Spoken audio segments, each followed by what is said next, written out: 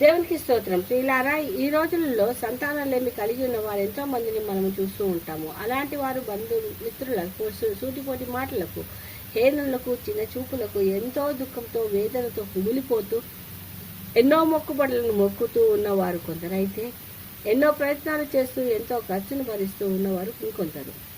వీరందరిలో కొంతమంది దేవుని కృపచేత అయితే దయచే సంతానంను పొందినవారు కొందరైతే, కలవకు నిన్నవారు ఇంకొందరు.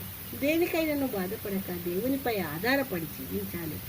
ఒకే విశ్వాసంతో అబ్రహామునకు ఏ విధంగానైతే దయచేసినాడో అదే విధంగా దయచేస్తానని నమ్మి ముందుకు సాగాలి.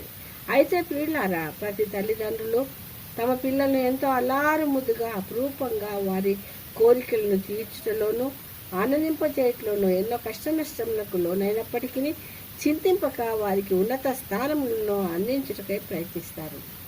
వారు పొందినప్పటికీ పొందకపోయినప్పటికీ వారికి వారి సహకారములను అందిస్తారు.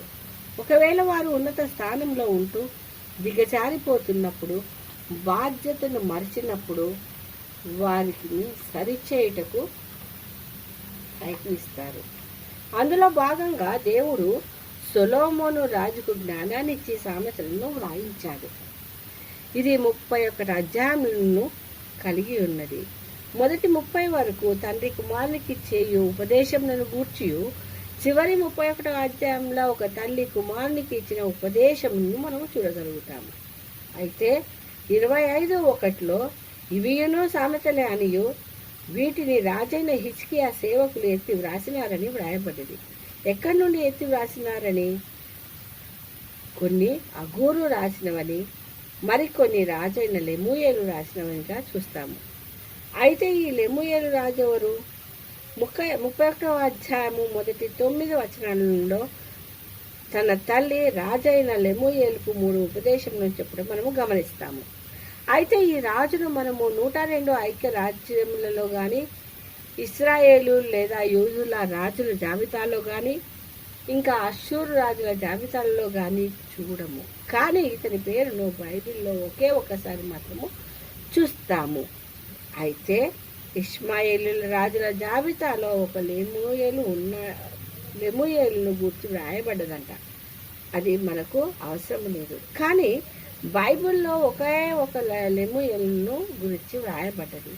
ఇతని గూర్చి రకరకాలుగా అభిప్రాయాలు ఉన్నాయి. వాటిలో ముఖ్యంగా సొలొమోను రాజుకు ఎన్నో రకమైన పేర్లు ఉన్నవని మనకు తెలియను. అందులో యదీద్యా అనగా యెహోవాకు ప్రియుడని అర్థమిచ్చు పేరును యెహోవా ప్రవక్త అయిన నాతాను చే సొలొమోనుకు పుట్టిన వెంటనే పెట్టించాడు. అయితే సమాధానము అని అర్థమిచ్చు సొలొమోను పేరును దావీదు మహారాజును తన కుమారునికి పెట్టినాడు. అదేవిధంగా అప్పట్లో యూదులు తాము వ్రాయు కలమునకు పేర్లు పెట్టుకునేవారు. సొలొమోను తన కలమునకు లెమూయేలును పెట్టుకున్నాడని అంటారు. చివరిగా తల్లి అయిన బెత్షెబా ఎంతో ముద్దు పేరును పెట్టుకున్నది. ఆ పేరే లెమూయేలు అని అంటారు. ఈ లెమూయేలు ఎంతో భయభక్తులు కలిగిన వాడై దేవునిచే ఎన్నుకోబడి దేవుని మందిరమును కట్టించి, తరువాత పట్టణమును కట్టించి ఎంతో నెమ్మదిని కలిగిన రాజ్యమును కలిగి ఉండి 1000 మందికి భార్యలను కలిగి వారికి అనుగుణంగా వారి మనసులను నొప్పించక అన్యదేవతలను మొక్కుచుండగా ఇంకా మత్తుడై తన బాధ్యతలు మర్చి దిగజారిపోతున్న కుమారుని చూచి ఎంతో దుఃఖంతో, వేదనతో కుంగిపోతూ కుమిలిపోతూ తన కుమారుడు రాజైనప్పటికీ తాను పడ్డ కష్టమును తెలియజేస్తూ కుమారునికి 3 ఉపదేశములను తెలియజేసింది. దానిని రాజైన లెమూయేలు తన మాటల్లో వ్రాశాడు. ఏమని? తన తల్లి చెప్పిన దేవోక్తి అని రాశాడు. దేవోక్తి అనగా తల్లికి దేవునిచే బోధింపబడ్డ మాటలు అని గ్రహిస్తూ వాటిని స్వీకరించాడు. అవును ప్రియులారా, ఈమె భయభక్తులు గల స్త్రీ.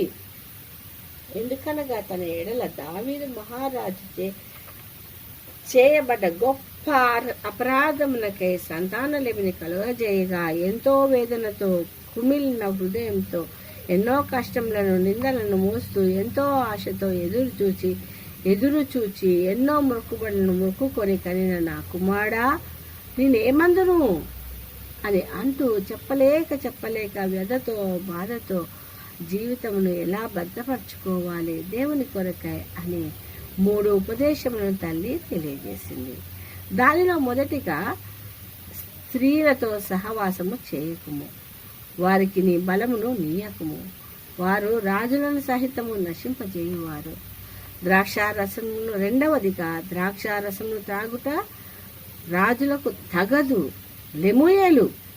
ఎందుకనగా త్రాగిన వారు కట్టడలను మరచి దీనులకు అన్యాయము చేయుదురు. కాబట్టి ప్రాణము పోచున్న వారికి వ్యాఖ్యలతో నున్న వారికి ఈ మద్యమును ఇచ్చిన వారు వారి శ్రమను పేదరికమును మరతురు.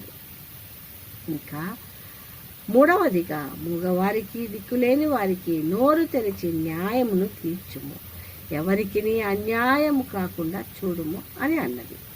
అయితే ఆ తల్లి మాటల్లో కొడుకు రాజైనప్పటికీ, ఎంతో అపురూపంగా పెంచుకున్నప్పటికీ,